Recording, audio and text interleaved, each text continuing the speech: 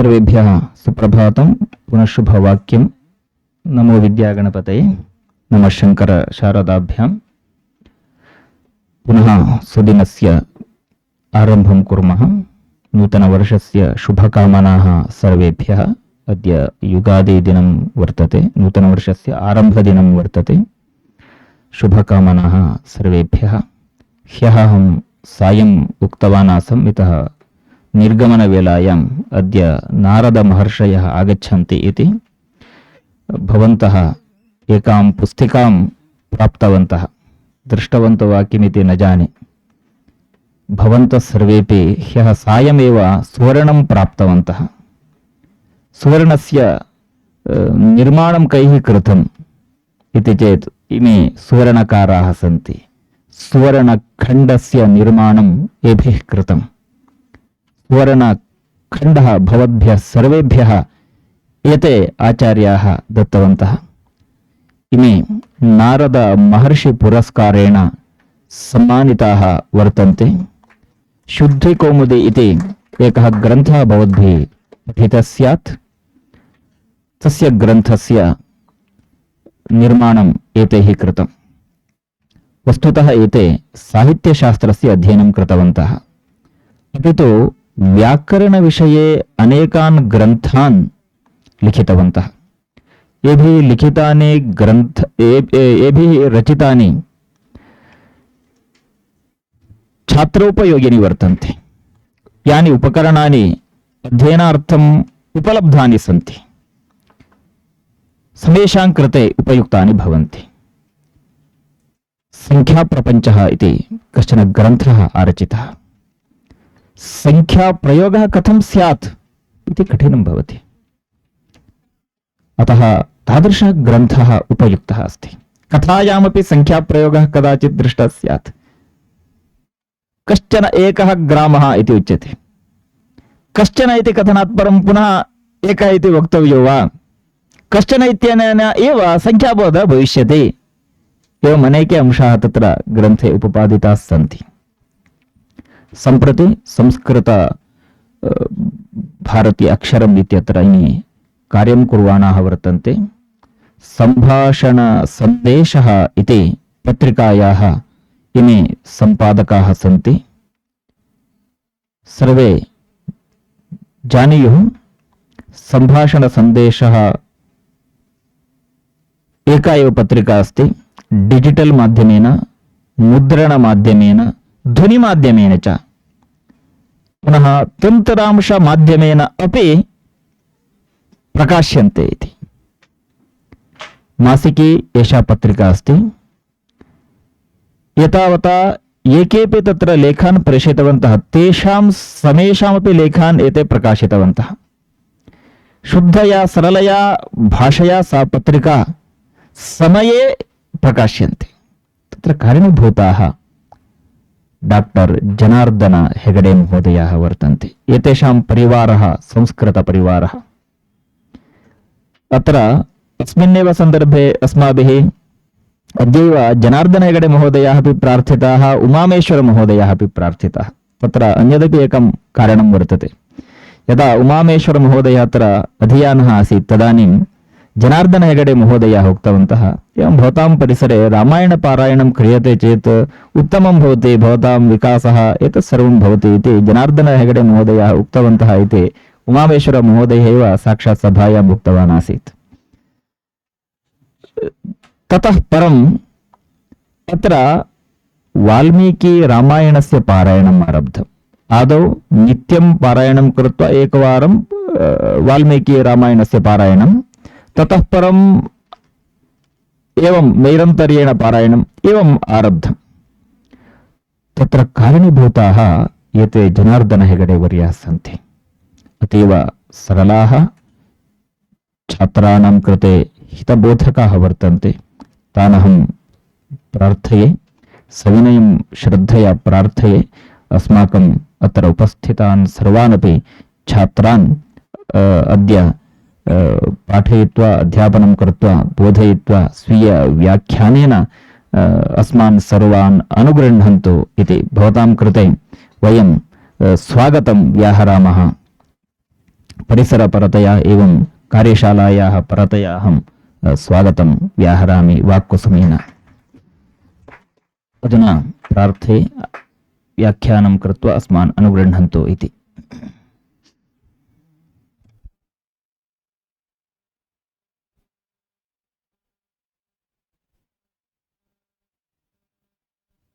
हि वक्तुमिच्छामि। शक्यते। यतः अहम् अत्रैव स्थित्वा न वदिष्यामि। सञ्चरन् लिखन् पुरतः आगच्छन्ति चेत् इतोपि उत्तमं भवति इति अभिप्रायः। यतोहि एतत् यन्त्रं मम स्वातन्त्र्यम् अपहरति। अहं तु स्वतन्त्रः भवितुम् इच्छामि। क्वचित् लिखामि, क्वचित् वदामि। अतः एतद् यन्त्रं वदति अत्रैव स्थित्वा वदतु इति। तस्मात् अहम् आधिक्येन न इच्छामि। अस्तु, किञ्चित् कालं भवतु, पुनः अवधानं दत्वा श्रोतव्यम्। अत्र यः गणः अस्ति एतस्य मम स्वरूपपरिचयः आवश्यकः। एते सर्वे अस्माकं परिसरस्यैव छात्राः वा? सर्वेपि अस्माकं परिसरीयाः छात्राः सन्ति। बि.एड् प्रथमवर्षस्य छात्राध्यापकाः, बि.एड् द्वितीयवर्षस्य छात्राध्यापकाः, एवमेव शास्त्रीस्तरे अधीयानाः छात्राः सन्ति। प्रथमवर्षे, द्वितीयवर्षे, तृतीयवर्षे च अधीयानाः छात्राः सन्ति। एवम् आचार्यस्तरेपि अधीयानाः प्रथमवर्षे, द्वितीयवर्षे च अध्ययनरताः छात्राः सन्ति। विविधविभागे अधीयानाः छात्राः सन्ति। ज्योतिषविभागे, एवं दर्शनविभागे, एवं विविधेषु विभागेषु अध्ययननिरताः वर्तन्ते ते सर्वेपि। तद् आवश्यकं वा? रेकार्ड् भवति, तत् अप्लोड् करिष्यते। अस्तु। कथा सङ्गृहीता वा? कुत्र अस्ति? मम विषयप्रस्तावात् पूर्वं कश्चन प्रश्नः अस्ति।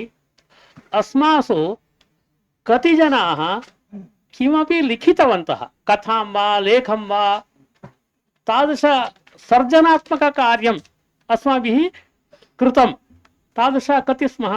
इतः पूर्वं किमपि सर्जनात्मककार्यं कृतं, कथा लिखिता स्यात्, लेखः लिखिता स्यात्, संस्कृतेन, अन्यभाषया न।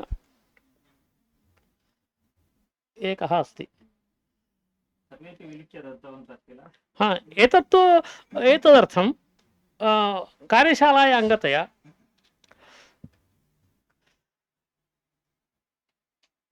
आदौ एकम् उदाहरणम् उक्त्वा अहं विषयप्रवेशं करोमि।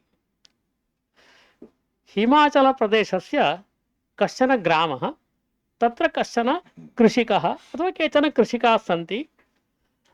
तत्र कश्चित् व्याख्यानं कर्तुं गतवान्।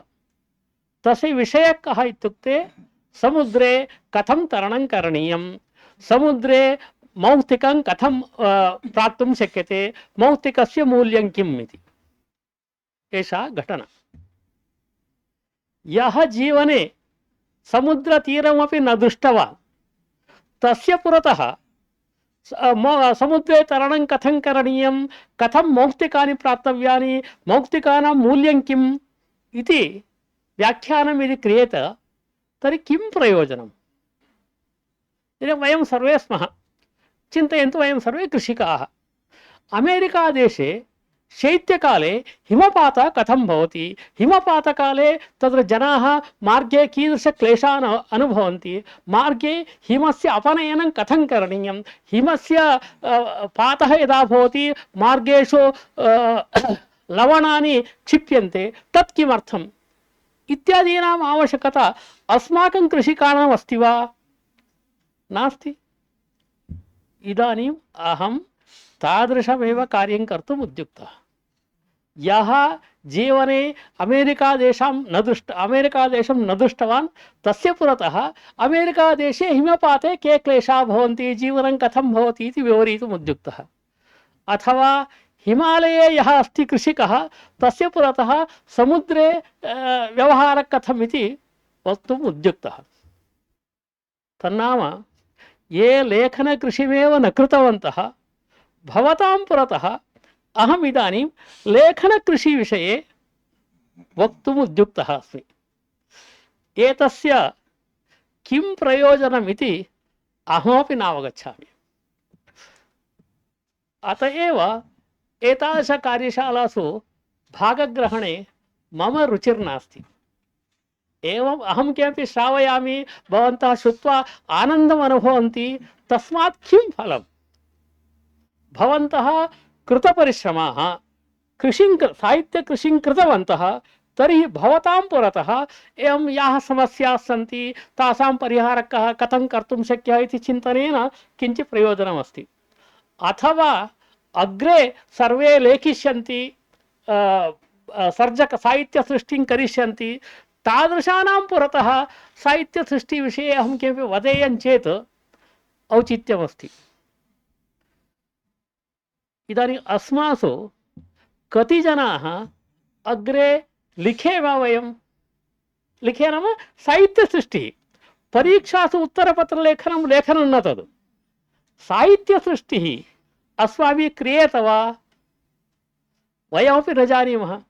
तन्नाम इतः पूर्वं प्रवृत्तिर्न दर्शिता, अग्रे प्रवृत्तिः दर्शयिष्यते वा न वा, अस्माकं रुचिः तत्र अस्ति वा न वा इति वयं न जानीमः। अस्य गणस्य पुरतः मया साहित्यसृष्टिविषये किञ्चित् उपस्थाप्यते, विषयः उपस्थाप्यते। अतः औचित्यम् अल्पम्। एवम् आर्याः आदिशन्ति, अहं वदामि मां त्यजन्तु, मां न अनुरोधपूर्वकं न आह्वयन्तु, अहं न इच्छामि, आसक्तिर्नास्ति। यतः यः यत् कार्यं करोति तस्य पुरतः किञ्चित् उपस्थापितं चेत् प्रयोजनमस्ति। कृषिकः अस्ति, तस्य पुरतः कृषिविषये विषयः उपस्थापनीयः, चर्चा करणीया, तर्हि कृषिकः सन्तुष्टः भवति। किन्तु मम दृष्ट्या अस्थाने प्रयासः मया क्रियमाणः अस्ति, आदेशः अस्ति, करिष्यामि। मम इदानीन्तनविषयः अस्ति संस्कृतत्वम् इति। यदस्माभिः लिख्यते तत्र संस्कृतत्वं कथं परिरक्षितुं शक्यम् इति। ह्यः प्रायः भाषाशुद्धिविषये एकः कालांशः आसीत्। तत्र के अंशाः चर्चिता, कानिचन उदाहरणानि वक्तुम् अर्हामो वा? नासीत् वा? अभ्याससत्राणि आसन्। भवद्विषयः सः इति विश्वासमहोदयेन उक्तं। शान्तलाभगिनी अभ्यासः कारितः। अहं तु शुद्धिविषये चर्चा न कृता। भवद्विषयः इत्येव तेन कथितं। न, अहं तु संस्कृतं न भिन्नमेव, शुद्धिविषये बहु चर्चां न करिष्यामि। अस्तु, मम विषयः अस्ति संस्कृतत्वं। यद्वयं लिखामः तत्र संस्कृतत्वं परिरक्षणीयं। प्राधान्येन सर्जनात्मकसाहित्यं, तत्र संस्कृतत्वं परिरक्षणीयं। सर्जनम् इति शब्दः अस्ति, कर्णाटकमातृभाषीयाश्चेत् अन्यः कश्चन शब्दः अस्ति सृजनम् इति। इतः चर्चा भवतु, सृजनं साधु अथवा सर्जनं साधु अथवा उभयमपि साधु अथवा अहं किमपि न जानामि। चत्वारः विकल्पाः। सर्जनम्, आदौ सृजनं साधु, कति जनाः? नास्ति। सर्जनं साधु, उभयमपि साधु, अन्य सर्वे न जानामि इति अवगतमेव। तदेव वदामि, इतः आरभ्य करणीयमस्ति। अस्य गणस्य पुरतः अहं कान् विषयान् वदेयं चेत् अधिकप्रयोजनं भवेत् इति मम सर्वदा चिन्ता भवति। अहं कांश्चन विषयान् वदामि, तेन भवन्तः श्रवणसुखम् अनुभवन्ति, आनन्दम् अनुभवन्ति, बहु सम्यक् आसीत् इति वदन्ति, तस्मात् पुण्यं न प्राप्यते। तदर्थम् अत्र मन्दिरं गच्छन्तु, हरिकथा प्रवर्तते, हरिकथां शृण्वन्तु, पुण्यं लभ्यते। विद्यापीठम् आगत्य अत्र परिसरम् आगत्य हरिकथा न श्रोतव्या, किञ्चित् प्रयोजनं भवेत् किल। अतः प्रयासं करिष्यामि। तर्हि सर्जनं, सृजनम् अथवा उभयमपि साधु न जानामि। सर्जनमिति रूपं साधु। तत्र किञ्चित् धातूनां गणज्ञानमस्ति, प्रथमा द्वितीया इत्यादि गणज्ञानं प्रायः सामान्यतः स्थूलतया स्यादिति अहं चिन्तयामि।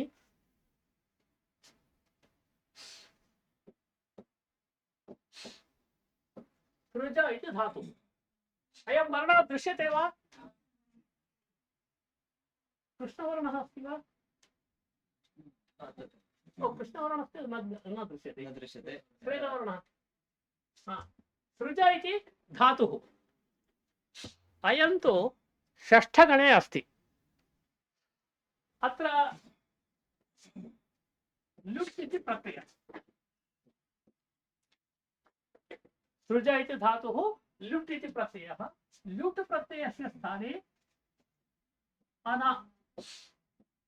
इति आदेशः। केन सूत्रेण इत्यादि न आवश्यकम्। एवं ल्युट् सृज अन। यदा अयं प्रत्ययः भवति अस्य गुणः भवति, अतः सर्जनम् इति भवति।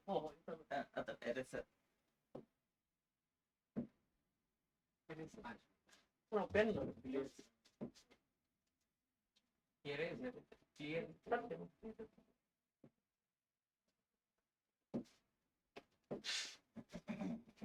न परिवर्तनीयं, पुनः परिवर्तनीयम्।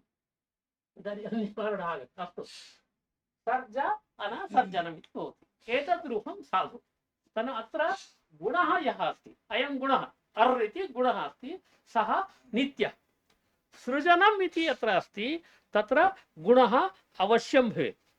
तस्य प्रत्ययस्य कारणतः गुणनिषेधाः क्वचित् भवन्ति।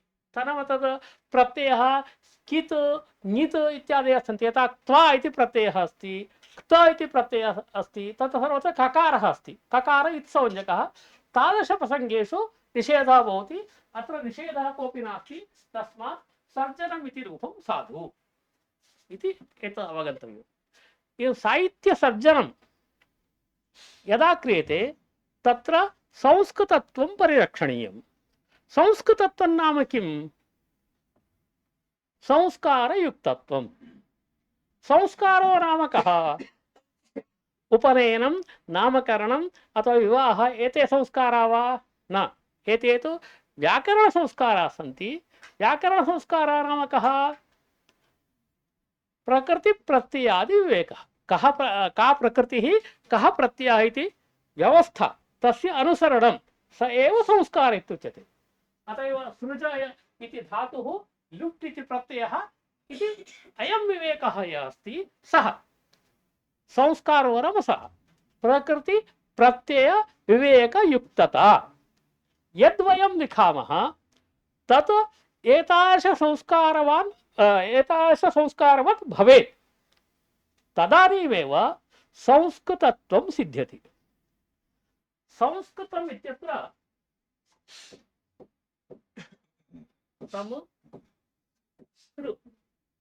अयम् उपसर्गः, अयं धातुः। मध्ये कश्चन सकारः अस्ति। अयं सकारः किं वदति? संस्कारयुक्तत्वं। तत्र संस्कृतम् इत्यस्य संस्कारयुक्तत्वम्। अयं संस्कारः संपरिभ्यां करोतो भूषणे। यत्र भूषणत्वम् अस्ति तत्र अयं भवति। अतः संस्कृतम् इत्यस्य अर्थः कः भवति? संस्कारयुक्तत्वम् इति अर्थम् अयं शब्दः एव अस्मान् बोधयति। तर्हि संस्कारो नाम कः? प्रकृतिप्रत्ययादि विवेकः। तद्युक्ता भाषा संस्कृतभाषा भवति। तद्रहिता भाषा का भवति? संकृता भाषा भवितुमर्हति।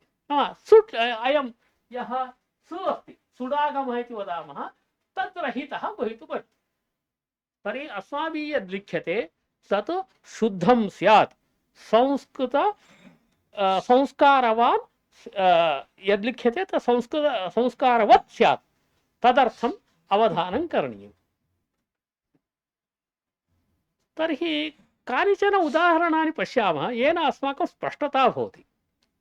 वयं यद् लिखामः किमर्थं तत्र संस्कारः न्यूनः भवति? कारणं किम्? किम् अस्माकं ज्ञानं न्यूनं स्याद्वा? वयं शास्त्रीस्तरे आचार्यस्तरे अधीयाः स्मः अथवा अधीत आचार्यपरीक्षाः स्मः एव अस्माकं ज्ञानं बहु न्यूनमस्ति इति न। कदाचित् शास्त्रीस्तरे ये स्युः ते इतोपि अधीयानाः सन्ति, तस्मात् किञ्चित् ज्ञानं न्यूनमिति भवितुमर्हति।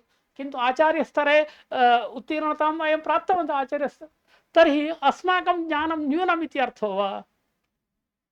नास्ति। तर्हि संस्कृतत्वम् अस्माकं व्यवहारे किमर्थं न्यूनं दृश्यते? मुख्यं कारणं वयं कृषिं न कृतवन्तः। भाषया लेखनम् इत्यस्य अर्थः तद् यस्यापि तनाम सर्जनात्मकसाहित्यं स्यात्, परीक्षासु उत्तरलेखनम् अस्ति किल, तदपि लेखनमेव, तत्रापि शुद्धता अपेक्षते। अत्र शिक्षाशास्त्रिणः छात्राध्यापकाः वयं बहवः स्मः किल, अस्माभिः तत्र सर्वदापि प्रतिमासं वा मासद्वये वा किमपि एकवारं लिखित्वा किमपि दातव्यं न वा? असैन्मेण्ट् वर्षे कति लेखनीयानि? 4 लेखनीयानि। तस्य 4 वा 5 वा यावद् वा भवितुमर्हति। तस्य स्वरूपम् एवमस्ति, नियमः अस्ति, तस्मात् लिख्यते। लिखितम् अहं तु न पठामि, अध्यापकापि न पठन्ति, एवञ्च लिख्यते स्थाप्यते, लिख्यते स्थाप्यते। अरे एतत् सर्वं भवान् कथं जानाति इत्युक्ते, अहमपि शिक्षाशास्त्रम् अधीतवान् अस्मि। बहुपूर्वं तत्र किम् अस्ति इति ज्ञातुमेव शिक्षाशास्त्रस्य अध्ययनार्थं गतवान्। अहं छात्रदशायां तदनम् आचार्यपरीक्षा कर्णाटके विद्वद् उत्तम इति उच्यते, तस्यां परीक्षायां यदा उत्तीर्णः, तस्मिन् कालेपि मम तु स्पष्टता आसीत्, अहं जीवने उद्योगं न करिष्यामि। मम स्पष्टता, ततः पूर्वमेव स्पष्टता आसीत्, अतः उद्योगार्थं कुत्रापि न गन्तव्यम् इति स्पष्टता आसीत्। प्रायः कृषिं कुर्याम् अथवा शास्त्राध्यापनं कुर्याम् कुत्रचित् गृहे स्थित्वा इति चिन्तनम् आसीत्। तथापि शिक्षाशास्त्रमिति एकं शास्त्रम् अस्ति इति वदन्ति। शिक्षाशास्त्रविषये मम व्याख्यानं जानन्ति वा? शास्त्रत्वं तत्र नास्ति। शब्दे शास्त्रशब्दः अस्ति, तस्मात् शास्त्रत्वं कुत्र अस्ति? शब्दे अस्ति। तद् आधुनिककाले शास्त्रत्वेन परिगण्यते। बहु विस्तृतं शास्त्रमिति आधुनिक एते विद्वांसः वदन्ति, किन्तु अस्माकं प्राचीनशास्त्रदृष्ट्या तस्य विशेषशास्त्रत्वम् अथवा गभीरता नास्ति। अस्तु, तत् शिक्षाशास्त्रं मयापि पठितम्, अतः तत्र कथं भवति किं भवति इति किञ्चित् अहं जानामि। द्वितीयम्, अत्र ये वयं छात्राः लिखामः, तानि पत्राणि मम कार्यालयं प्रति तदा तदा आगच्छन्ति। इतः आगच्छति अथवा तिरुपतितः आगच्छति, तत्र एकस्मिन् पार्श्वे रिक्तता भवति। अक्षरे एकस्यापि कागदस्य व्यर्थता न क्रियते।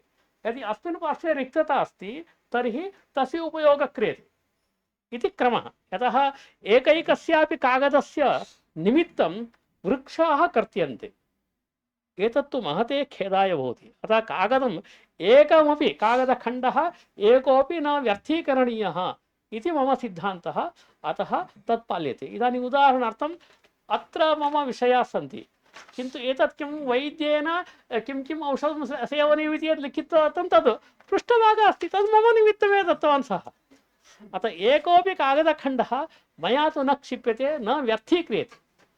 एवम् अत्र शिक्षाशास्त्र छात्राः छात्राध्यापकाः लिखन्ति, तत्र आगच्छन्ति, तदपि अहं पश्यामि, तदनीम् अवगम्यते कथं लिखन्ति, किं भवति इति। एवं तात्पर्यं किम्, अस्माकं लेखने संस्कृतत्वं न्यूनं दृश्यते। यथा वयं लेखनकृषिम् आधिक्येन न कृतवन्तः, प्रायः परीक्षासु एव आधिक्येन लिखन्ति संस्कृतज्ञाः। कदाचित् एतादृश असैन्मेण्ट् इति यद् भवति तन्निमित्तं किञ्चित् लिखन्ति, अन्यथा लेखनस्वभावः अस्माकं बहु न्यूनः।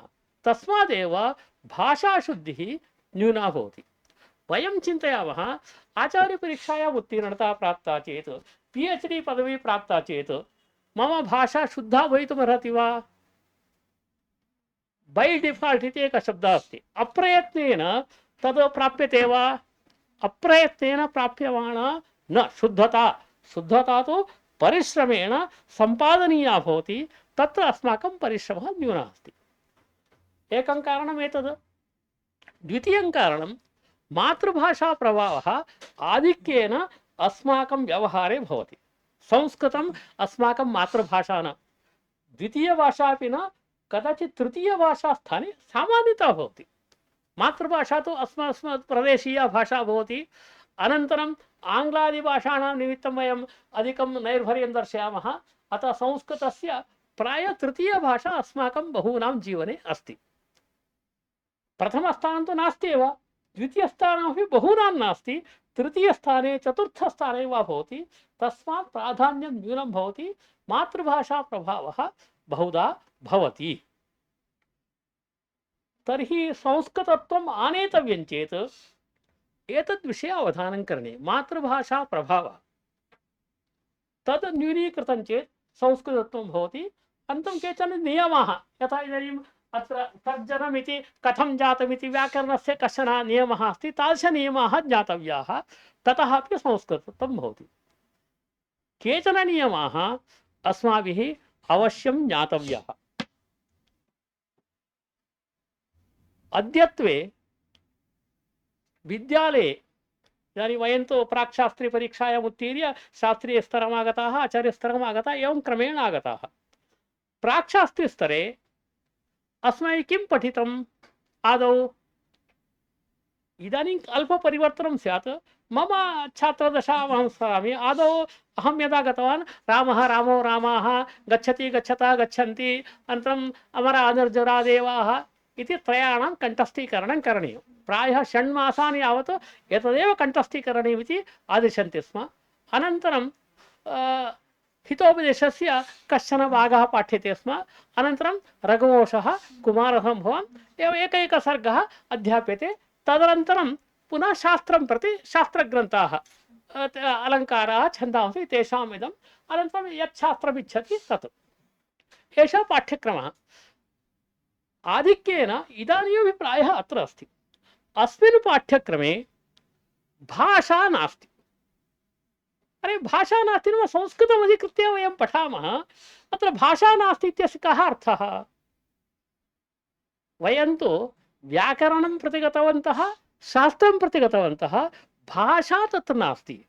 भाषा नाम मातृभाषया यदा व्यवहारः क्रियते, आशेषवाद वयं व्यवहारं कुर्मः, वयं लेखनस्य आरम्भं कदा करिष्यामः? विद्यालयं प्रति गत्वा, नाम तावत्पर्यन्तम् अस्माकं व्यवहारः कया भाषया आसीत्? मातृभाषया। सा एव भाषा इत्युच्यते। तनाम तया भाषया अभिप्रायाणाम् आविष्करणम् अवगमनं च भवेत्। एषा एव भाषा इत्युच्यते। इदानीम् अस्माकं मातृभाषायां कदापि अहं गच्छति इति वयम् उक्तवन्तो वा? न। तद् अहं गच्छति इति अशुद्धम् इति मातृभाषायाः इदमस्ति। मैं जाता हूँ इति वक्तव्यं वा? हिन्दीभाषादिषु चेत् ज्ञायते किल। मैं जाता हई इत्युक्तव्यं वा? किं वक्तव्यम् इति कोऽपि अस्मान् बोधितवान् वा? तर्हि कथं ज्ञातवन्तः वयं? श्रुतवन्तः, प्रयुक्तवन्तः, तावदेव। भाषा नाम एषा। एषा स्तरः नास्ति। भाषास्तरे केचन नियमाः भवन्ति। कालव्यवस्था अस्ति, पुरुषव्यवस्था, इति सर्वमपि अस्ति, किन्तु अस्ति इति वयं न जानीमः स्म। अज्ञात्वा वयं तत्सर्वं प्राप्तवन्तः। तथा भाषा आदौ प्राप्तव्या। केचन नियमाः व्यवहारबलात् ज्ञातव्या। अनन्तरं विद्यालयं गत्वा नियमान् वयं ज्ञातुं शक्नुमः। किन्तु इदानीं कथम् अस्ति? गच्छति गच्छता गच्छन्ति, प्रथमपुरुषः, मध्यमपुरुषः, उत्तमपुरुषः, लट् लकारः, लङ् लकारः, लोट् लकारः इति एवं सर्वमपि व्याकरणद्वारा वयं भाषां स्वीकुर्वन्तः स्मः। अयं क्रमः वस्तुतः न। आदौ भाषा भवेत्, अनन्तरं व्याकरणनियमः भवेत्। बहवः नियमाः भाषाद्वारा ज्ञाताः भवन्ति।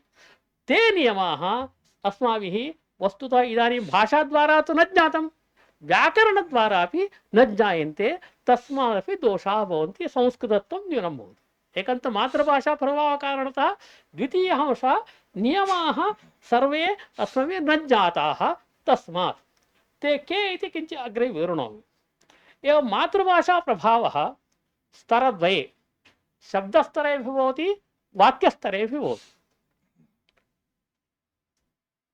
वयं न जानीमः एव, तद् पश्यामः चेत् संस्कृतत्वम् अस्ति एव इति भासते, किन्तु संस्कृतत्वं वस्तुतः न भवति। एवं मातृभाषा प्रभावः बहुधा अस्माकं व्यवहारे भवति। तद् राज्यशः भिद्यते। यदि कर्णाटकजनाः यान् दोषान् कुर्वन्ति तान् दोषान् महाराष्ट्रजनाः न कुर्वन्ति। कदाचित् महाराष्ट्रजनाः यान् दोषान् कुर्वन्ति तान् उत्तरप्रदेशीयाः कदाचित् न कुर्युः। एवं प्रदेशः भिद्यते। अत्र तु सर्वराज्यीयाः अपि सन्ति इति कारणतः एकस्याः भाषायाः उदाहरणकथनं तावद् औचित्यं न भवेत्। अतः किञ्चित् सार्वत्रिकम् उदाहरणम् अहं द्वित्राणि उदाहरणानि प्रस्तोतुम् इच्छामि। शब्दस्तरे कथं मातृभाषायाः प्रभावः भवति इति।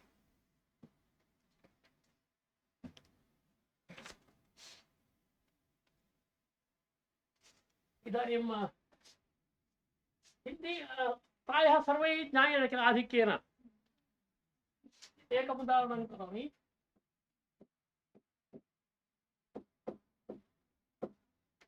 आभार प्रदर्शनम् एवं शब्दः श्रुतो वा? आ इति उपसर्गः भार इति शब्दः अस्ति, संस्कृतमेव इति भासते। किन्तु अत्र अस्माकं परिसरेपि बहुधा श्रुतः अपि स्यात्। नाम वयं सभायाः अन्ते आभार प्रदर्शनं करिष्यामः। संस्कृतभाषायां किं वक्तव्यं? कृतज्ञता ज्ञापनम् अथवा आधमरणे प्रदर्शनं शब्दान्तरं प्रयोक्तव्यम्। अयं शब्दः अस्मिन् अर्थे न रूढः। संस्कृतशब्दः एव सः, किन्तु अर्थः अन्यः अस्ति। तर्हि शब्दस्तरे एतादृशशब्दाः बहवः सन्ति। समग्रदेशस्य मम बहुधा अध्ययनमस्ति इति न वदामि। कर्णाटकस्य चेत् शतशः उदाहरणानि अहं वेगेन वक्तुं शक्नोमि। अन्येषु राज्यशः उदाहरणानि भिद्यन्ते इति कारणात् रिक्तानि उदाहरणानि अहं दर्शयामि। अन्यदेकं पश्यतु।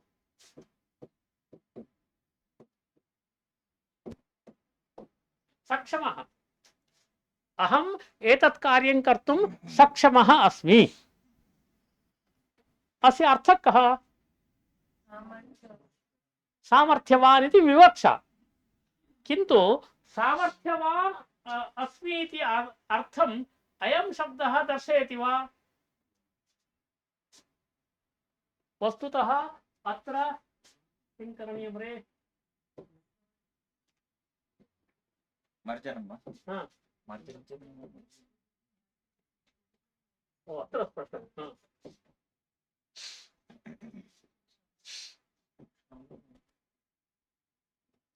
एतावत् क्षमा इत्येव पर्याप्तं। क्षमः इत्यस्य अर्थः समर्थः इति। सक्षमः इत्यस्य अर्थः कः भवति? क्षमायुक्तः यः अस्ति तत्सहितः सक्षमः इति भवति। वयं तु कम् इच्छामः? क्षमम् इच्छामः, समर्थम् इच्छामः, न तु समर्थयुक्तं अन्यं जनं न इच्छामः। अतः अहम् एतत् कार्यं कर्तुं क्षमः। सक्षमः इत्यस्य अर्थः अयं क्षमः अस्ति, तेन सहितः अहमस्मि, तद्युक्तः इति अर्थः भवति। तद्युक्तः इति अर्थः नास्ति। अहमेव क्षमः समर्थः अस्मि इति विवक्षा अस्ति। तस्मात् क्षमः इति पर्याप्तं, सक्षमः इति नावश्यकम्। व्याकरणभाषा श्रुतश्चेत्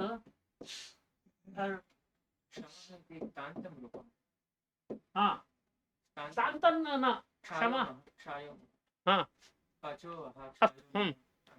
तान्तम्। अतः भाववाचकत्वेन संसाध्य अनन्तरं तेन युक्तः इति कर्तुं शक्यते। केनापि प्रयुक्तं चेत् तथा साधयितुं। तत्तु विषयान्तरं अस्मिन् गणे चर्चा मास्तु। इदानीं तु असाधुता इत्येव चिन्तयामः।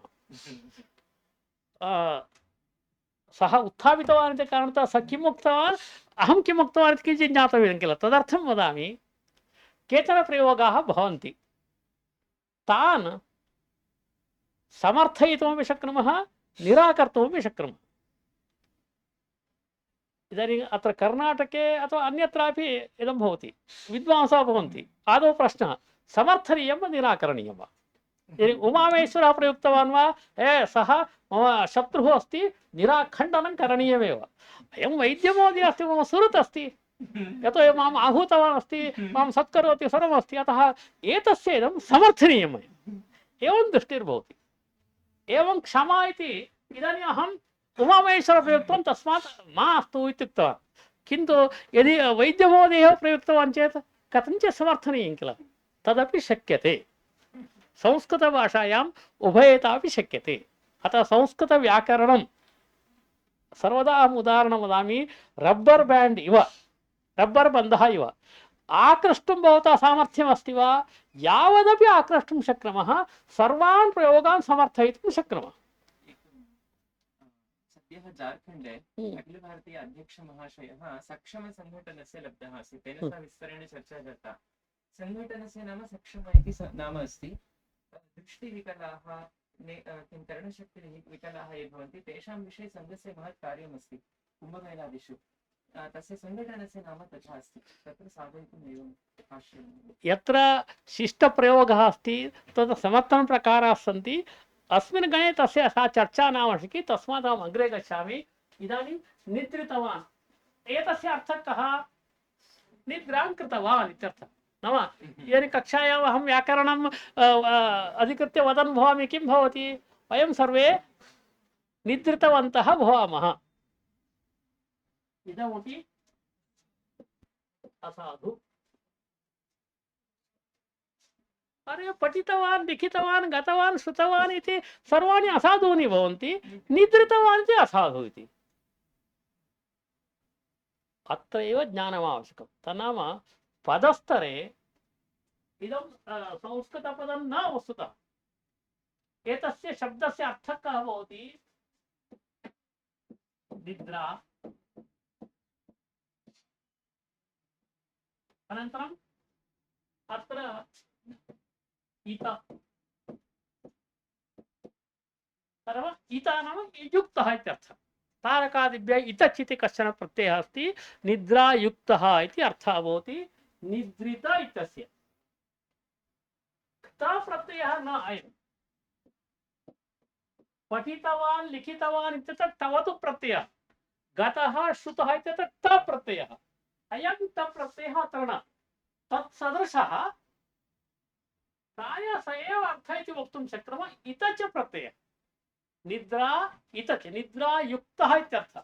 अत्र भूतकालार्थस्य भानमस्ति। अत्र भूतकालार्थस्य भानं वस्तुतः न भवति, किन्तु निद्रायुक्तः इति अर्थः भवति निद्रित इत्यस्य। तान्तन्न अपितु इतच प्रत्यययुक्तम्।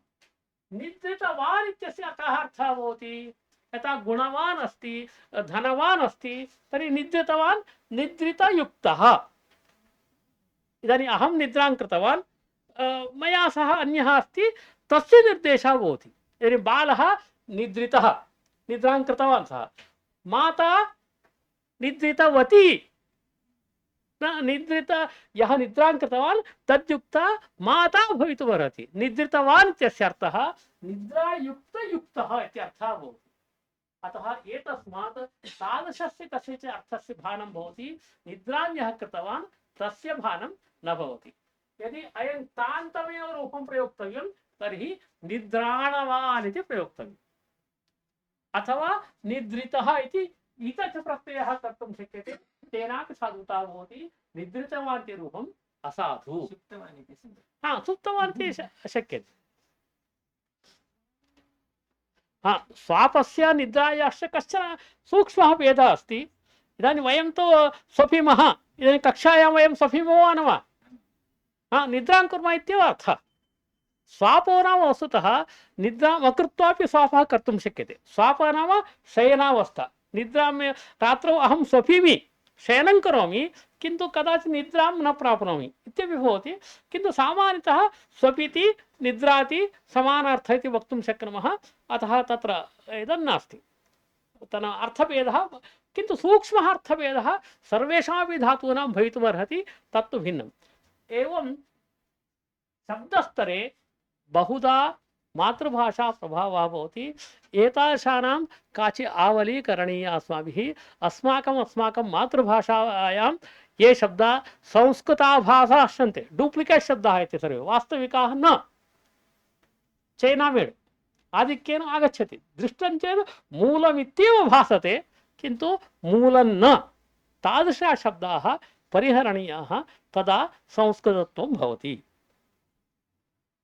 अग्रे किञ्चित् अग्रे गन्तुम् इच्छामि। इदानीम् एतत् मार्जनं कथं रे?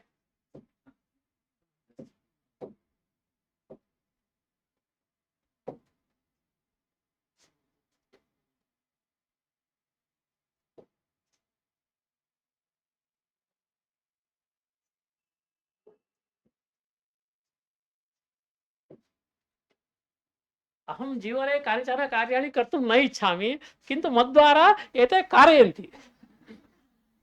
एवं नाट्यं नृत्यं च अहं कर्तुं न इच्छामि, आगत्य नृत्यं करोतु इति वदन्ति। सभामर्यादा अस्ति, तस्मात् नृत्यं करणीयम्। एतादृशं सर्वं मम अनिवार्यं न जीवने। तद् सुन्दरं फलकमस्ति, तत्र लेखितुम् इच्छामि। एते तु भवान् आधुनिकः भवतु इति अपेक्षन्ते, तस्मात् एतादृशं स्थापयित्वा लिखतु इति वदन्ति। अस्तु, करिष्यामि।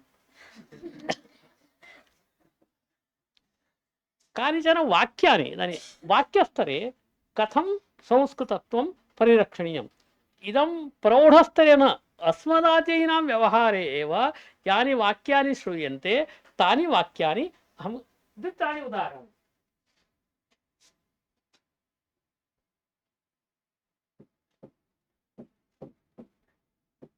व्याघ्रः दृष्टः केनचित् कृषिकेण रामेण वा गोविन्देन, तेन सः भीतः।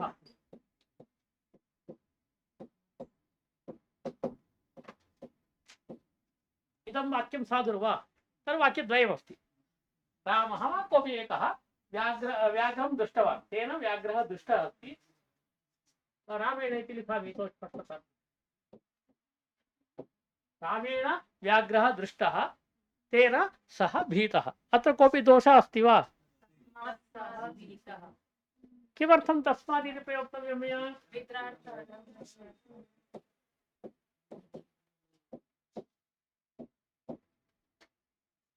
तेन इति कुतः?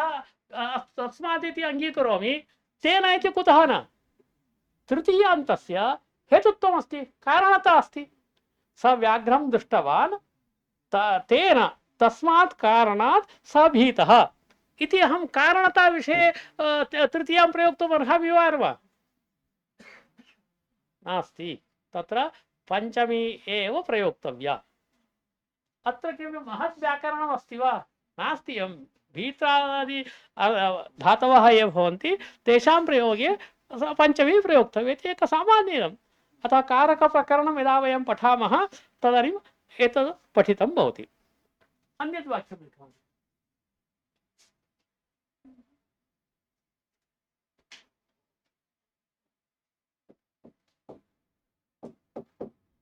प्रातःकालतः कक्ष्या प्रवर्तते।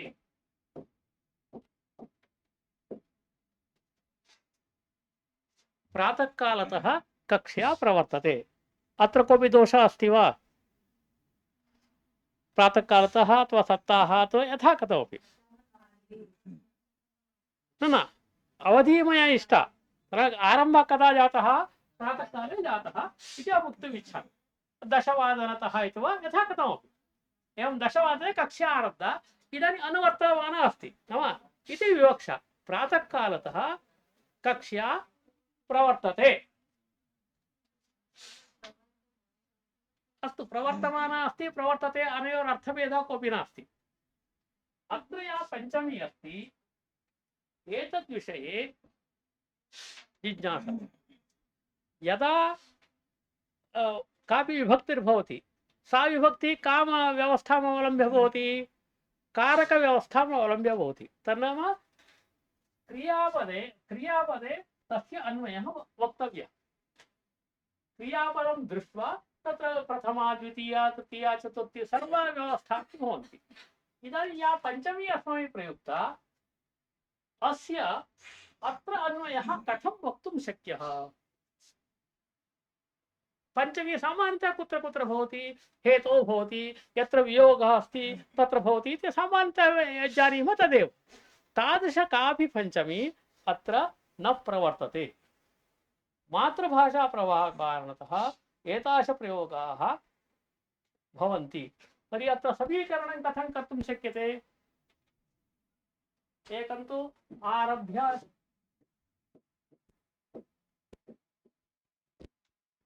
प्रातःकालतः आरभ्य इत्यादि किमपि प्रयोक्तव्यम्, अथवा एतत् मास्तु सरलः मार्गः अस्ति, प्रातःकालतः कक्ष्या प्रवर्तते। इति किमेतत्? आङ् तत्र कर्मप्रवचनीयमिति काचित् संज्ञा युक्त केचन शब्दाः सन्ति, तादृश इदम् अभिविधि अर्थे इदमस्ति।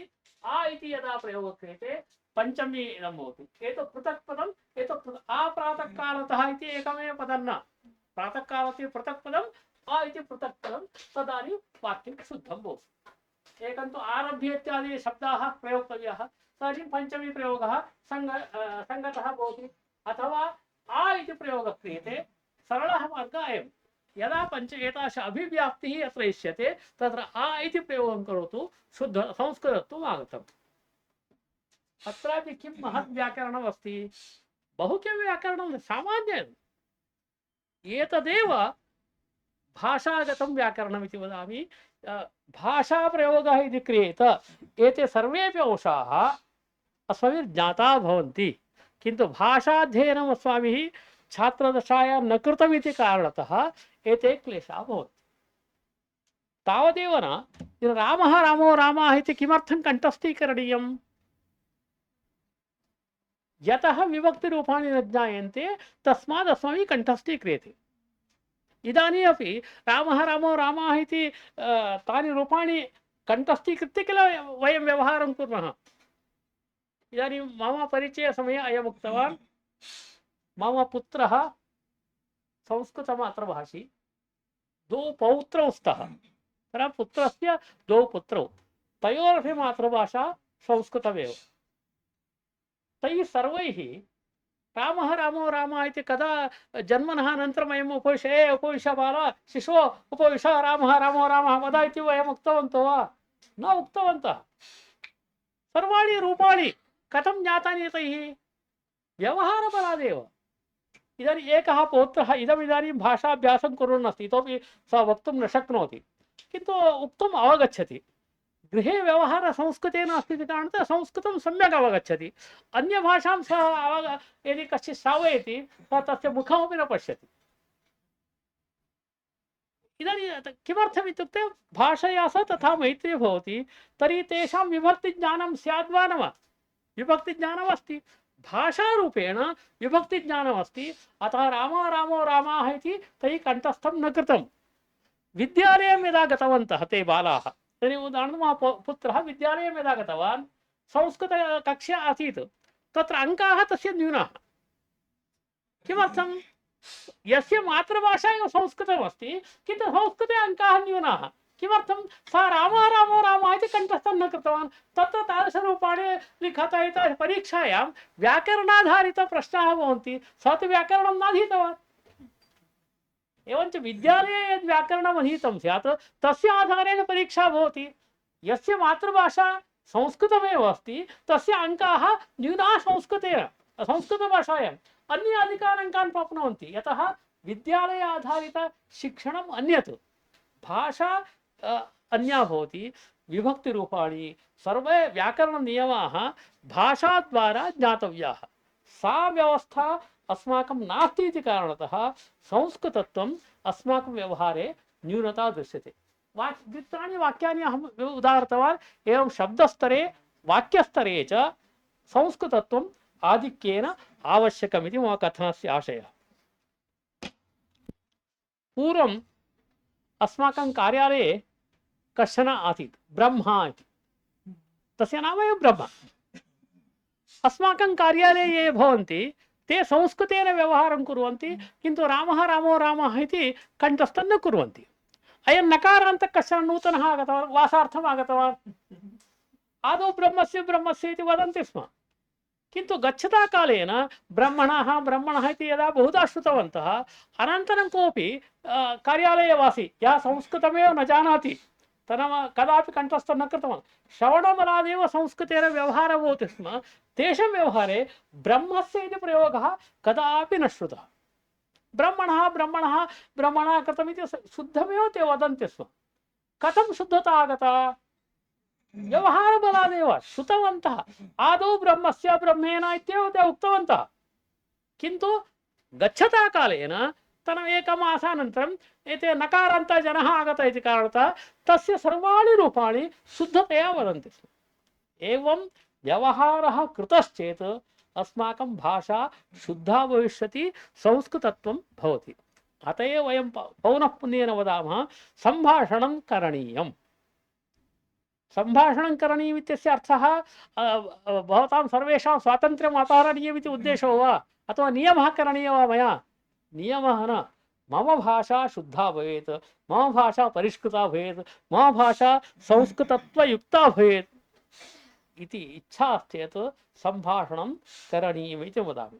इदानीम् अहं व्याकरणशास्त्रस्य जनः न, अवैयाकरणः। वैयाकरण इत्यस्य अर्थद्वयमस्ति। व्याकरणं यः जानाति, व्याकरणं वेत्ति इति वैयाकरणः, व्याकरणम् अधीते इति वैयाकरणः। मम गुरुः वैयाकरणः, व्याकरणं वेत्ति, किन्तु अहं तु व्याकरणम् अधीये, तस्मात् वैयाकरणः। व्याकरणस्य अध्ययनं करोमि, तस्मात् वैयाकरणः। तर्हि व्याकरणे कश्चन श्रमः कथम् आगतः? मम अध्ययने पाठ्यक्रमे महत् किमपि व्याकरणम् आसीत् वा? नास्ति। सिद्धान्तकौमुद्याः पाठनं भवति स्म। सिद्धान्तकौमुद्याः पाठनं भवति स्म इति मा चिन्तयतु। पाठ्यक्रमे सिद्धान्तकौमुदी आसीत्, किन्तु कः अध्यापकः समग्रं पाठ्यक्रमम् अध्यापयति? कोऽपि अध्यापकः न अध्यापयति। अध्यापकः अध्यापयतु इत्यपि वयमपि न इच्छामः। बहुधा कक्षायां वयम् अनुपस्थिताः भवामः। यतः व्याकरणं शिरोवेदः निद्राजनकः। भोजनोत्तरं व्याकरणकक्षा भवति, मौनं पृष्ठद्वारेण वयं गच्छामः स्म। परीक्षायां कथम् उत्तीर्णता प्राप्तव्या इति वयं जानीमः एव। मार्गाः बहवः सन्ति। अध्ययनं कृत्वा एव परीक्षायाम् उत्तीर्णता प्राप्तव्या इति अस्ति वा? सर्वथा नास्ति। मार्गाः बहवः सन्ति। तत्रापि आधुनिकाः, अहं तु पत्रिकायां पठामि किल, कीदृशतन्त्रज्ञानं परीक्षायां कथं विषयसङ्ग्रहकरणे कापीयिङ्ग् कथं करणीयम्। अत्र केऽपि स्थापयन्ति, अन्यत्र कुत्रापि स्थापयन्ति। कदाचित् एकम् अनुभवं श्रावयामि। अहम् अत्र कर्णाटके एव प्रवासार्थं गतवान् आसम्। दावणगेरे इति एकं नगरं, सर्वकारीय कालेज् अस्ति, तत्परितः क्रीडाङ्गणमासीत्। अहं क्रीडाङ्गणम् अतिक्रम्य अन्यत्र गच्छन् आसम्। समग्र क्रीडाङ्गणं कागदखण्डैः व्याप्तं। यथा वृक्षस्य अधः पर्णानि भवन्ति, तदा कागदखण्डैः व्याप्तं। छिन्नाः कागदखण्डाः समग्र क्रीडाङ्गणं, विशालं क्रीडाङ्गणं तथा व्याप्तमस्ति। अनन्तरम् अहं पृष्टवान्, किमर्थम् एवम् अत्र स्वच्छता एव न क्रियते वा, अत्र नगरसभा जीवति उत न इति। सः उक्तवान्, महोदय अत्र परीक्षा प्रचलति। मया अवगतं तावत्। एतावता प्रमाणेन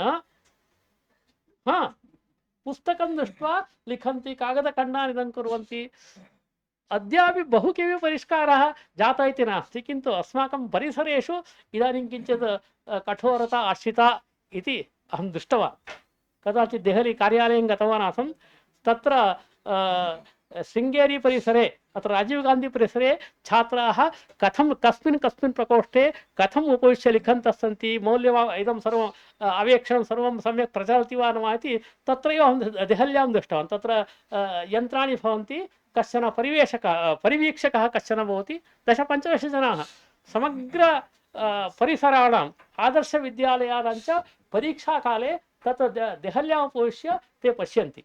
अतः यः कोऽपि छात्रः अत्र पुस्तकं दृष्ट्वा लिखति, झटिति परिवीक्षकं प्रति दूरवाणी क्रियते। तथा व्यवस्था अद्यत्वे परिसरेषु दृष्टवान्। अन्यथा तु परीक्षा उत्तीर्णता भिन्नक्रमेण भवति। इदं किमर्थम् इत्युक्ते अहं छात्रदशायामपि व्याकरणम् आधिक्येन न पठितवान्। कौमुदी किञ्चित् प्रमाणेन पठिता, किन्तु अनन्तरकाले अहम् इष्टवान्, परिश्रमं कृतवान्, विशिष्य व्यवहारं कृतवान्। व्यवहारात् किं जातं? स्वस्वरूपज्ञानं जातम्। इदानीं तावत्पर्यन्तं किं काचित् भ्रान्तिर्भवति। तत्रापि मम भ्रान्तिः महती आसीत्। यतः अहम् आचार्यपरीक्षायां मम मम शास्त्रे राज्यस्य प्रथम आसं, टाप् आसम्। मम विद्यालये पञ्चशानि शास्त्राणि अध्याप्यन्ते स्म। अत्यधिक अङ्काः कस्य आसन्? अस्य एव मूर्खस्य आसीत्। मम शास्त्रे अहम् अग्रगण्यः, मम विद्यालये अहम् अग्रगण्यः। एवं शृङ्गद्वयं तस्मिन् काले एव मम शिरसि आसीत्। शिरसि नासीत्, किन्तु मनसि आसीत्। अनन्तरं स्वस्वरूपज्ञानं कदा भवतु? यदा व्यवहारं करोमि, किञ्चित् लिखामि, एतादृशकार्यं यदा कृतवान् तदानीं स्वस्वरूपज्ञानं जातं। तर्हि अहं कः इति ज्ञानं जातं। यदा तत् ज्ञानं जातं तर्हि आत्मानं परिष्कर्तुम् अहं प्रयासं कुर्याम् इति भावः उत्पन्नः। तदनन्तरम् अहं भाषापरिष्कारम् आरब्धवान्। तत्रापि आरम्भकाले एव 84तमे वर्षे एव मम उपरि एकं महद् उत्तरदायित्वं स्थापितवन्तः। चन्दामामा इति पत्रिका श्रुता वा? सा यदा प्रकाशिता, प्रकाशनं यस्याः आरब्धम्, आरम्भकालात् सम्पादकः आसम्। 24 वर्षाणि यावत् तस्याः पत्रिकायाः सम्पादनकार्यं कृतवान्। सम्पादनं नाम अनुवादः। अनुवादः स्वयं करणीयः अथवा अन्येषां द्वारा कारणीयः इति क्रमः आसीत्। अनुवादः यः क्रियते तस्य शुद्धतां परिकल्प्य ते प्रकाशकेभ्यः दातव्यः इति क्रमः आसीत्। एवम् एकम् उत्तरदायित्वं मदुपरि स्थापितं। तत्र एकोऽपि दोषः न भवेत् इति सङ्कल्पः आसीत्। तस्मात् बहु परिश्रमः करणीयः भवति स्म। तस्मात् बहुधा भाषापरिष्कारः क्रमेण कृतः। शुद्धिकौमुदी इत्यस्य उल्लेखः जातः किल? शुद्धिकौमुद्यां यानि वाक्यानि सन्ति तेषु प्रतिशतं 80 वाक्यानि अनेन एव प्रयुक्तानि। अशुद्धानि वाक्यानि अन्यतः न सङ्गृहीतानि, ग्रन्थात् न सङ्गृहीतान्येव। मया एव तानि वाक्यानि प्रयुक्तानि आसन्। मुद्रणपर्यन्तं न गतं स्यात्, किन्तु सकृत् प्रयोगः कृतः, अनन्तरं बोधः जातः, इदम् अशुद्धम् इति ज्ञानम् अभवत् अथवा अन्ये ज्ञापितवन्तः, परिष्कारः कृतः। तेषां वाक्यानां सङ्ग्रहः अस्ति। अतः शुद्धिकौमुदी इत्यस्य अर्थः कः इत्युक्ते मम दर्पणः सः। ಇದು किमर्थम् एतानि सर्वाणि उदाहरणानि? हरिकथा कथञ्चित् कथा श्रावणीया किल?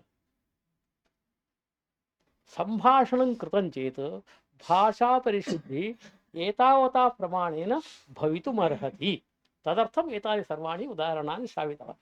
अग्रे गच्छामः। संस्कृतत्वं परिरक्षणीयं चेत् संस्कृतनियमाः केचन ज्ञातव्याः। यथा अन्यभाषासु अविद्यमानाः केचन नियमाः भवन्ति। उदाहरणार्थं द्विकर्मकाः, एते अन्यभाषायां न सन्ति। यदि द्विकर्मकव्यवस्था कुत्र किं तत्र इदमस्ति? केन सूत्रेण द्विकर्मकत्वं भवति? अकथितञ्च इति सूत्रेण भवति। दुह्याच्पचदण्ड इति कश्चन श्लोकः अस्ति। सः श्लोकः परिगणिता 16 धातवः तदर्थका धातवश्च द्विकर्मकाः भवन्ति इति काचित् व्यवस्था अस्ति। एषा व्यवस्था यदि न ज्ञायते तर्हि मम लेखने दोषाः भवितुमर्हन्ति। तत्रापि पुनः किञ्चित् व्याकरणम् अधिकम् आवश्यकं भवति। सः रामाय गच्छति।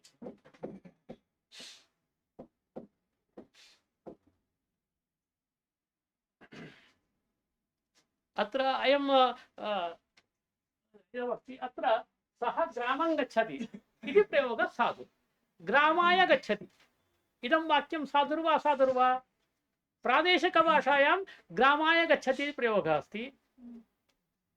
एतादृशवाक्येषु तन्नाम ग्रामाय गच्छति इति द्विकर्मकसम्बन्धः नास्ति। एतादृशवाक्ये ग्रामं गच्छति इति प्रयोगः साधु, ग्रामाय गच्छति इति प्रयोगः साधुर्वा न वा? तर्हि व्याकरणस्य एतादृशज्ञानं, प्राथमिकं व्याकरणज्ञानम् अस्माकम् आवश्यकं। यदि तज्ज्ञानं न भवति तर्हि अस्माकं लेखनं शुद्धं न भवति। यदि ग्रामाय गच्छति इति वाक्यं साधुर्वा न वा? साधु। किमर्थमित्यादि विवरणं न करोमि, यत् व्याकरणकक्षा न। मार्गः गच्छति।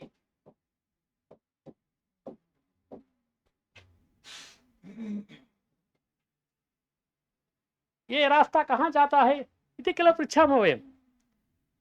यदि मार्गः कुत्र गच्छति, वाक्यं साधुर्वा साधुर्वा, मार्गः गच्छति वा, मार्गे जनाः मार्गस्थाः जनाः गच्छन्ति, मार्गः कोऽपि गच्छति वा, तर्हि एषः मार्गः कुत्र गच्छति इति वयं पृच्छामः।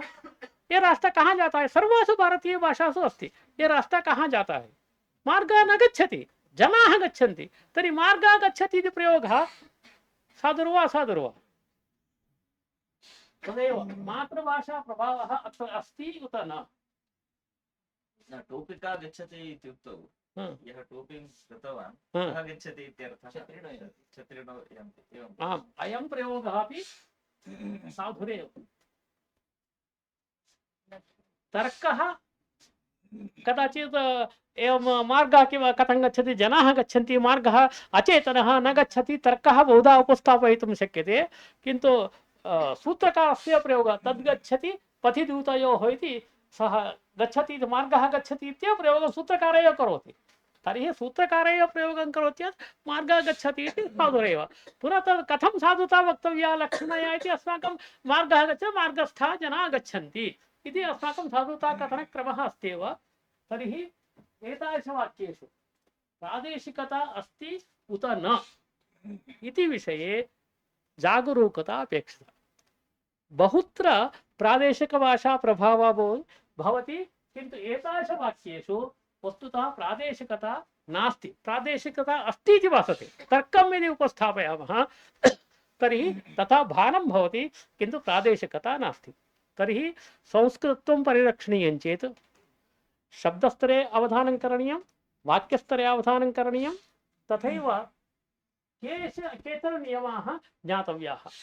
यथा इदानीं द्विकर्मकाः सन्ति, तथा निच् इति अस्ति। अस्य अर्थः कः? प्रेरणार्थकः। गच्छति, गमयति, पठति, पाठयति, लिखति, लेखयति, एतानि रूपाणि। रूपाणां विषये क्लेशः नास्ति। वाक्यस्तरे यदा वयं वाक्यस्तरे यदा चिन्तनं कुर्मः तदानीं क्लेशः भवति। इदानीम् एकं वाक्यं हिंदी भाषया वदामि, सर्वे वयं अनुवादं कुर्मः वा? एकं सरलं, माँ बच्चे को केला खिलाया, अथवा केला खिलाया भवतु, लिखन्तु, लेखनीयं, तस्य अनुवादः करणीयः। संस्कृतवाक्यं माँ बच्चे को केला खिलाया, केला कदली, माँ बच्चे को केला खिलाया। द्वितीय वाक्यं माँ बच्चे को दूध पिलाया, माँ बच्चे को दूध पिलाया।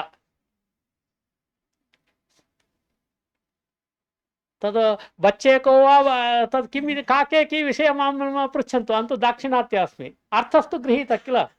माता कर्त्री, बालः बच्चा कर्म अस्ति, अनन्तरं एतदपि क्षीरं कदली च कर्म अस्ति, क्रिया निजन्त अस्ति। प्रथमवाक्यं कोऽपि वदति वा? माँ बच्चे को केला खिलाया, माँ माता, बालकं कदलीफलं खादितवती। सर्वे एवं लिखितवन्तो वा? अस्तु, खादयति, खादितवती। वर्तमानकाले भूतकाले मम तत्र तात्पर्यं नास्ति। खादयति इति धातुरेव, तत्तु अस्ति। यदि माता बालं कदलीं खादितवती, खादयति, तर्हि सर्वेपि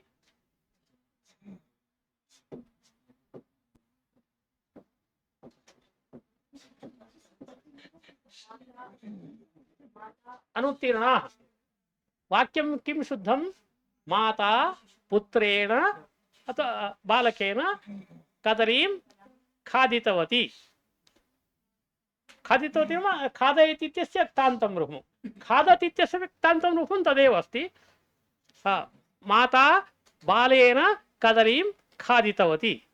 प्रथमवाक्यं समाप्तं। किमर्थम् इत्यादि व्यवस्थां न विवृणोमि। द्वितीयवाक्यं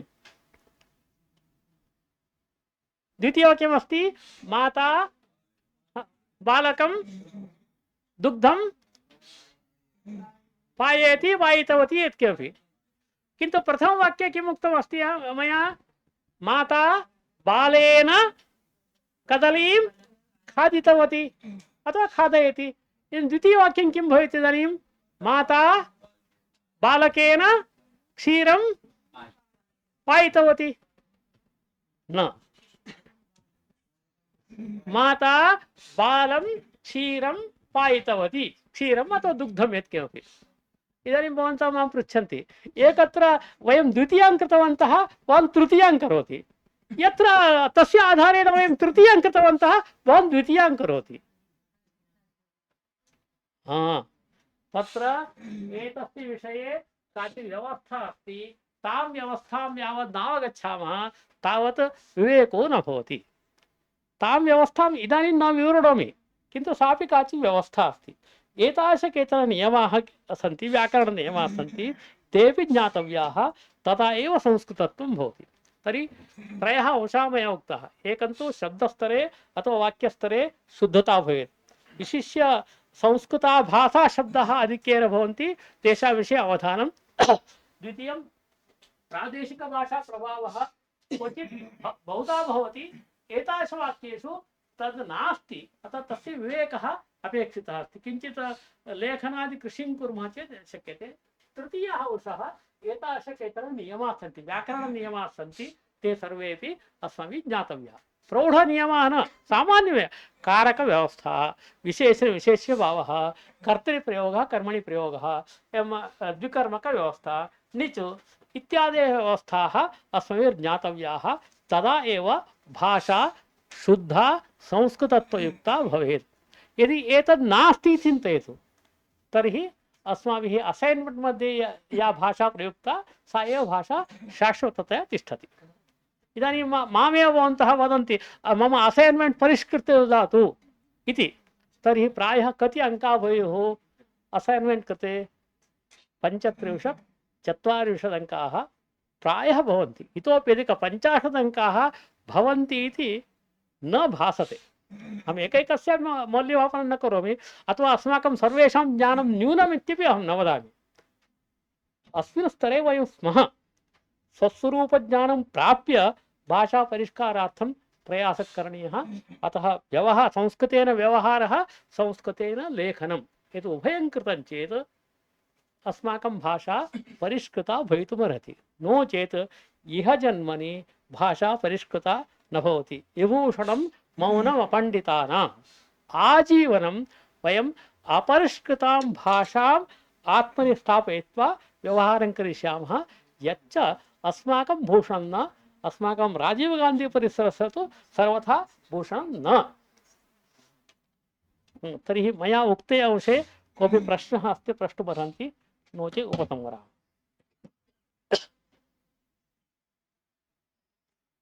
तर्हि प्रश्नः नास्ति। इदानीं तर्हि पानीयार्थं नाम इदानीं चायम् इत्युक्तं किल?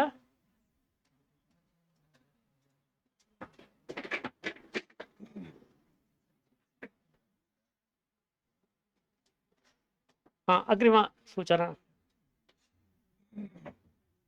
यदि जिज्ञासाः सन्ति तर्हि भवन्तः 5 निमेषाभ्यन्तरे प्रष्टुम् अर्हन्ति, प्रकटयितुं प्रभवन्ति। अन्यथा पानीयं कदाचित् सिद्धं स्यात्, तर्हि पानीयं स्वीकर्तुं गच्छामः। अधुना एतेषां व्याख्यानं भवद्भिः श्रुतं। कारकम् इति जी महाबलेश्वर भट्टवर्यैः लिखितं स च ग्रन्थः भवद्भिः अध्येतव्यः। कारकज्ञानम् आवश्यकं वाक्यरचनार्थं। पुनश्च तत्र द्विकर्मकधातुविषये एतैः किञ्चित् उक्तं। तया दृष्ट्या भवद्भिः प्रयोगविस्तारः इति जनार्दन हेगडे महोदयैः लिखितं किञ्चित् पुस्तकमस्ति। तत् पुस्तकं भवद्भिः द्रष्टव्यं। तदा विस्तरः इति ग्रन्थः रचितः अस्ति। सः ग्रन्थः अध्येतव्यः। एवमेव इदमित्थम् इति ग्रन्थः अस्ति। सोऽपि ग्रन्थः अध्येतव्यः। एवम् अनेके ग्रन्थाः वर्तन्ते। अस्माभिः यदि सिद्धान्तकौमुदी अध्येतुं न शक्यते तर्हि एवम् अनेके उपायाः सन्ति। अत्र सरलतया स्वाध्यायेन दोषादीनां ज्ञानं, शुद्धता सम्पादनम् एतत् सर्वं शक्यते। कारकम् अनन्तरं समासः इति ग्रन्थद्वयमस्ति। जे महाबलेश्वर भट्ट महोदयैः ग्रन्थद्वयं निर्मितं, संस्कृतभारत्या प्रकाशनमपि कृतम्। अतः एवम् अनेके उपायाः सन्ति। जिज्ञासाः सन्ति वा? प्रश्नाः सन्ति? अस्तु मुकेश, अत्र आगच्छतु, पुरतः आगच्छतु। मैक् स्वीकरोतु, किञ्चित् तस्मै।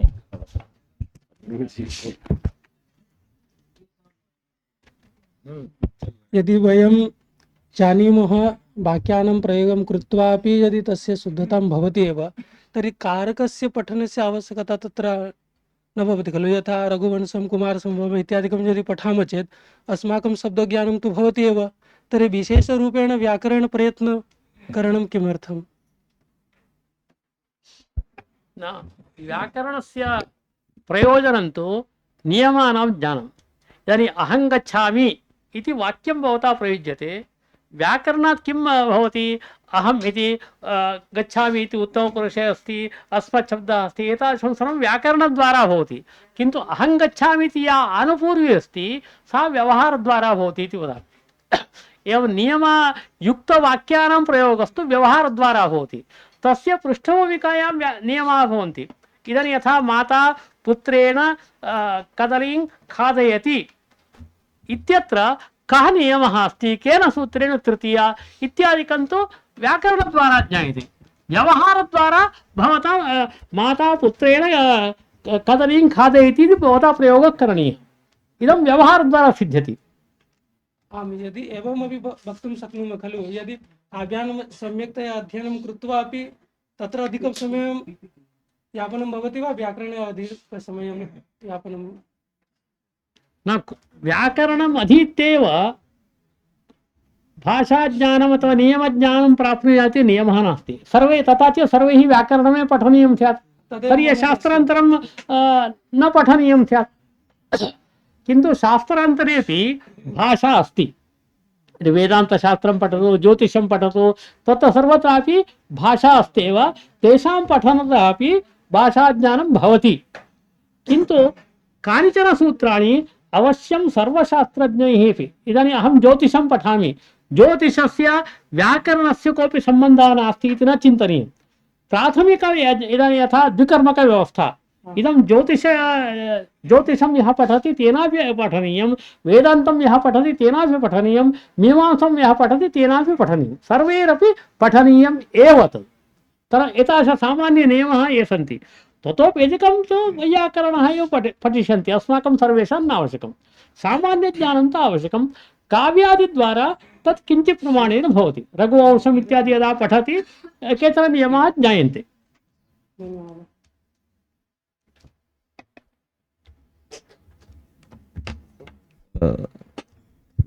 डाक्टर् जनार्दन हेगडे महोदयानां कृते अहं हृदयेन सान्दर्भिकं कार्तज्ञं समर्पयामि। भवतां कृते अधुना लघुविरामः दीयते। भवन्तः विश्रान्तिं स्वीकृत्य शीघ्रं प्रत्यागच्छन्तु।